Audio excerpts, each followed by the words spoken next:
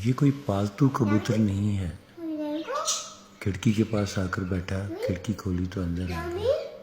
मेरे पोते के साथ खासा मानूस हो गया है। आता है, खा पी कर चला जाता है, फिर दोबारा आ जाता है। ये इस वक्त मूंगफलियाँ खा रहा है नीमकों में से तलाश कर करके।